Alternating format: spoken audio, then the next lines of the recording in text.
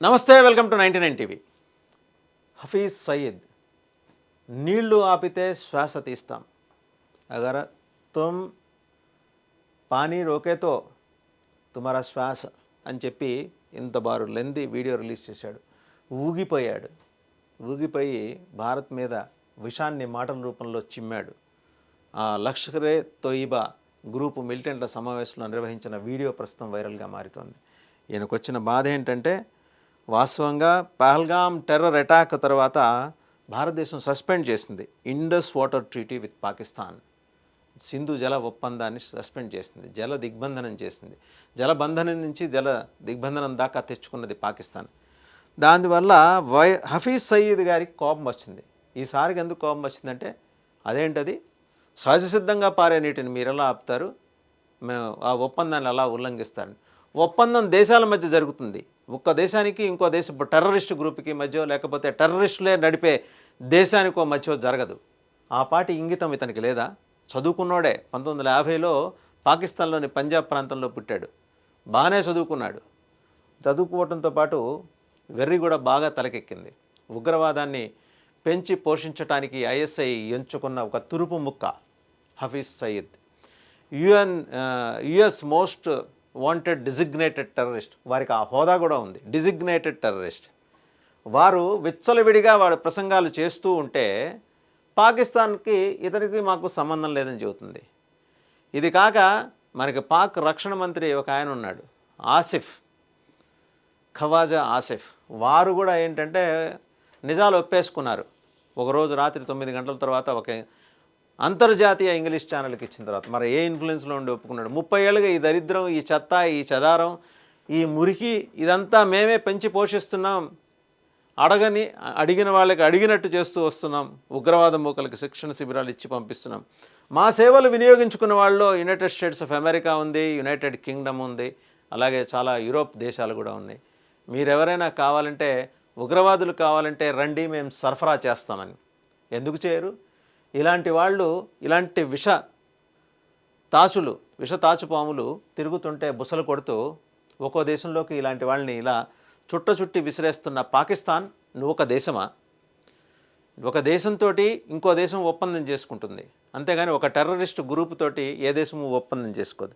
అయినా 1960 నాడు ఆ రోజు ఈ దేశ పెద్ద మరి ఇందిరాగాంధీ గారు ప్రధానమంత్రి జుల్ఫికర్ అలీ భుట్టోతో చేసుకున్న ఒప్పందం, అంతకుముందు నెహ్రూ గారు చేసుకున్న ఒప్పందాలు, ఇవన్నీ పరిగణలోకి తీసుకొని, పోన్లే పాపం మీరు దేశం విడిపోయిన తర్వాత మీకు కూడా మీ దేశంలో సివిలియన్స్ ఉంటారు, పౌరులు ఉంటారు కదా అని నీళ్లు ఇస్తూ వస్తుంటే, మా దేశం మీదకి తెగబడి 26 మంది హిందువుల ప్రాణాలను బలికొంటే, ఉగ్రవాదానికి మతం లేదని చెప్పి శుద్ధులు చెబుతూ, మీదే మతం అని అడిగి మరీ హిందువు అయితే ఛాతీ మీద కాలు పెట్టి తొక్కి మరీ గన్ను పేలుస్తీ మా భారతీయుల ప్రాణాలు తీస్తుంటే ఊరుకుంటూ కూర్చోడానికి దేశం ఏమన్నా, భారతదేశం ఏమన్నా చేష్టలుడికి కూర్చుందని అనుకుంటున్నారా? చేతగా కూర్చుందనుకున్నారా? మీరు కవ్వించినా సరే సంయమనం పాటిస్తూ ఇన్నాళ్ళు ఇక్కడికి నెట్టుకొచ్చింది. వేరాస్ ఈరోజు యుద్ధం అనివార్యమైన తర్వాత ముందుగా అష్టదిగ్బంధనం చేస్తారు. ఆర్థికపరమైన లావాదేవీలు, ట్రేడ్ మొత్తం ఆగిపోయినాయి. మీ దేశంతో భారతదేశం ఎలాంటి ట్రేడ్ ఒప్పందాలు చేసుకోవట్లేదు, రద్దు చేసుకుంది. వెంటనే మీరు రెస్పాండ్ అయ్యారు. మీ హైకమిషన్ని భారతదేశం వెనక్కి తిప్పి పంపించిన తర్వాత మీరు కూడా మీ గగనతలం మీద నుంచి ఇండియా విమానాలు, భారత్ విమానాలు ఎగరటానికి వీల్లేదని ఫత్వా జారీ చేశారు. మీకు అంతకు మించి మంచి లాంగ్వేజ్ రాదు కదా.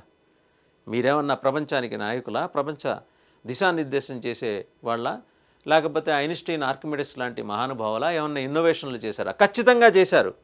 టెర్రరిజం అనే ఒక ఇన్నోవేషన్, దాన్ని ఒక పరిశ్రమగా గుర్తించి అకుంఠిత దీక్షతో ఇలా చెమటోడ్చి పనిచేసే యువతను ఐడెంటిఫై చేసి వాళ్ళని మత్తు మందుకు బానిసలను చేసి, వారు చనిపోయిన తర్వాత వారికి స్వర్గంలో దేవుడు స్వాగతం పలుకుతారని చెప్పి భారతదేశానికి వ్యతిరేకంగా మీరు నిర్వహించిన ఉగ్ర క్యాంపుల వివరాలు బట్టబయలే. పహల్గామ్ దాడిలో మీ వాళ్ళు చిక్కిన తర్వాత, ఆ చిక్కిన వాళ్ళలో ఒకడికి హైదరాబాద్ కనెక్షన్ ఉందని తేలిన తర్వాత మరి ఇలాంటి వాళ్ళు మాట్లాడకుండా ఉంటారా? వాళ్ళకి ఒళ్ళంతా కారం రాసుకున్నట్టు ఉండదా? ఒక్కసారి ఆలోచిస్తే ఎవరికైనా అర్థమయ్యే విషయమే. హఫీజ్ సయీద్ ఈ వైరల్ వీడియోలో ఏమంటాడు? We will stop your breath అంటాడు. अगर तू पानी बंद करेगा हम तेरी सांस बंद करेंगे, इन दरियाओं में फिर खून बहेगा। మా శ్వాస ఆపుతావా నువ్వు? తప్పించుకొని తిరిగి ప్రభుత్వాలకు ఎదురుపడి దమ్ముగా రొమ్మిరిచి నిలబడే ధైర్యం దమ్ము లేని నువ్వు మీకు నీళ్ళు ఆపితే, పాకిస్తాన్కి నీళ్ళు ఆపితే మాకు శ్వాస తీస్తావా? చూద్దాం. వీళ్ళు నీళ్ళు ఆపుతారు. మోడీ గవర్నమెంట్ కమిటెడ్గానే ఉంది.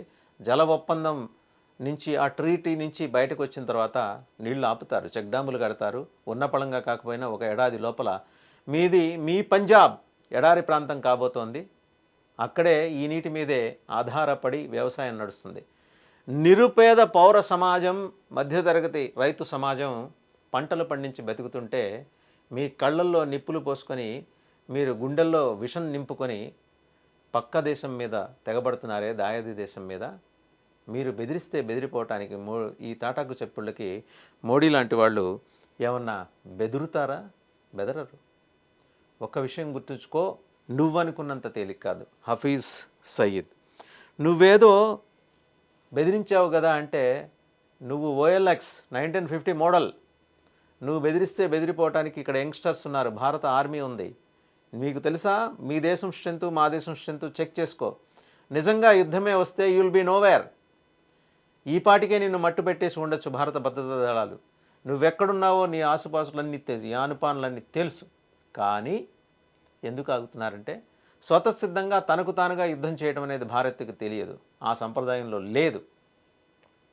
ఇవాళ నువ్వు కవ్వించి దాడికి దిగితే అలాగని చేతులు ముడుచుకొని కూర్చోదు. తలవేరు మొండెం వేరు చేసి చూపించే మీ అనాగరికపు ఆటవిక మృగాలు ఈ దేశాన్ని చక్రవర్తుల రూపంలో పరిపాలించాయని మీరు చరిత్ర రాసుకున్నారు కదా. ఆ చరిత్రకు మీరు వారసులు. మీకంటూ చరిత్ర లేదు, మీదంతా రక్త చరిత్రే. ఎక్కడో ఎడారిలో పుట్టి ఆటవిక సమూహాల్లో సంచరిస్తూ భారతదేశానికి వచ్చి నాగరికత నేర్చుకొని మమ్మల్ని పరిపాలించామని చెబుతున్న మీరు, మీ చక్రవర్తులు, మా దౌర్భాగ్యం, దుర్మార్గం, దరిద్రం కొద్దీ ఆ చరిత్రంతా మేము చదువుకొని వాళ్లే చక్రవర్తులని మురిసిపోయాం. వాస్తవ చరిత్ర ఈరోజు బయటపడుతుంది, నీ చరిత్ర బయటపడుతుంది. ఈరోజు ట్రంప్ చాలా కఠినమైన నిర్ణయం తీసుకున్నాడు ఉగ్రవాదం విషయంలో. ఆయన అంతర్గతంగా వాళ్ళ దేశంలో ఏం చేయాలనుకుంటున్నాడో అది వాళ్ళ దేశపు చట్టాల వ్యవహారం. వాడు అంతర్జాతీయ ఉగ్రవాదం విషయంలో చాలా కట్టుబడి ఉన్నాడు, ఏరేస్తున్నాడు. ఇలా జల్లెడ పట్టి ఏరేసి అక్కర్లేని ఈ మొత్తం సంతనంతా కూడా కట్టకట్టి, గొలుసులేసి కట్టకట్టి విమానాల్లో ఎక్కించి పక్క దేశాలకి వాళ్ళ దేశాలకు పంపిస్తున్నాడు. లేకపోతే కొన్ని ఆఫ్రికా దేశాల్లో జైళ్లు కట్టి అందులో తోసి వాళ్ళ జీవితకాలం వాళ్ళు అందులో ఒంటరిగా బతికేలాగా, నికృష్టమైన బతికేలాగా దానికి కావాల్సిన డబ్బు దశకం అంతా కూడా వాళ్ళకి సమకూరుస్తున్నాడు. భారత్ కూడా ఏదో ఒక రోజు అలా చేస్తుంది. అలా నువ్వు కొన్ని వేల మందిలో, కొన్ని లక్షల మంది ఉగ్రవాద ముక్కల్లో నువ్వు ఒకడివి. నీకేం కొమ్ములు లేవు, నువ్వేం రాక్షసుడివి కాదు. రాక్షసులకు కూడా నీతి ఉంటుంది, నీకు తప్ప, నీలాంటి వాళ్లకు తప్ప. నీళ్ళు ఆపితే శ్వాస తీస్తావా? ఎవడిని బెదిరిస్తున్నావు నువ్వు? అక్కడున్నది నరేంద్ర మోడీ, గుర్తుపెట్టుకో. అక్కడున్నది భారతదేశం, గుర్తుపెట్టుకో. ఈరోజు దేశం మొత్తం కలిసి వస్తోంది. సిగ్గనిపించట్లేదా? 10 ఏళ్ల పిల్లవాడు ఒక వీడియో ముందుకొచ్చి పహల్గావ్లో జరిగిన దారుణం వివరిస్తుంటే, కొండ మీద నుంచి మమ్మల్ని పంపించేశారు, పిల్లల్ని గుర్రాల మీద. మా అమ్మ, మా పిన్ని కిందకు వచ్చేశారు, మా నాన్న ఏమయ్యాడో తెలీదు. నువ్వు హిందువా ముసల్మానువా అని అడగటం మాత్రం మాకు తెలుసు అని చెప్తుంటే, కళ్ళెంబడి ఆ పిల్లవాడు ఎవరో తెలియకపోయినా కళ్ళెంబడి నీళ్లు రాని వారంటూ ఎవరు ఉండరు. ఆ వీడియో చూడు, మేము కూడా ప్లే చేస్తాం. ఆ భాష నీకు అర్థమవుతుంది. ఆ పిల్లవాడు హిందీలో మాట్లాడు. ఒక క్రైస్తవ మహిళ తన భర్తని ఎలా హతమార్చారో చెప్పుకొని కన్నీళ్ల పర్యంతమై గొంతు గద్గదికమవుతుంటే ఆ వీడియో కూడా చూడు. కల్మా వచ్చా అని అడిగారట వచ్చి. ఆయన, అయ్యా నేను క్రైస్తవ సమాజానికి చెందినవాడిని, నాకు ఆ సంప్రదాయం తెలీదు అని వినమ్రంగా, సాత్వికంగా చెబితే ఆమెను పక్కనే పంపించేసి ఆమె కళ్ళెదుటే అతని గుండెల మీద కాలు పెట్టి పాయింట్ బ్లాంక్ రేంజ్లో కాల్చి చంపారే. మీది ఒక జాతేనా? ప్రతి జాతికి ఒక చరిత్ర ఉంటుంది, మీకు రక్తం తప్పితే చరిత్ర లేదు. ఇవాళ మీరు బెదిరిస్తే బెదిరిపోవటానికి, ఆగిపోవటానికి ఈ దేశం సిద్ధంగా లేదు. ఎదురుబడి, తెగబడి, తిరగబడి నిన్ను తలకిందలుగా వేలాడకట్టి కింద మంట పెడుతుంది. కాచుకొను. సయ్యద్ హఫీజ్, మాటలతోటి మీ యువతని రెచ్చగొడతావేమో. మత్తు మందులిచ్చి వారికి డబ్బులు ఆశలు చూపి వారి కుటుంబాల నుంచి పిల్లల్ని వేరు చేసి వాళ్ళకి స్వర్గం ఇది కాదు, నువ్వు చచ్చిపోయిన తర్వాత ఉంటుంది, నువ్వు చచ్చిపోవాల్సింది ఎక్కడంటే భారతదేశంలో 10 మంది ప్రాణాలు తీసిని చెప్పి పంపించేని ఇలాంటి చీడ పురుగులు క్రిమి కీటకాలని భగవంతుడు క్షమించడు.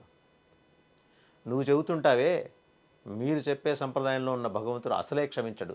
చదువుకో, ఖురాన్లోని 5వ అధ్యాయంలో 32వ వాక్యం చదువుకున్న తర్వాత మళ్ళీ మాట్లాడు.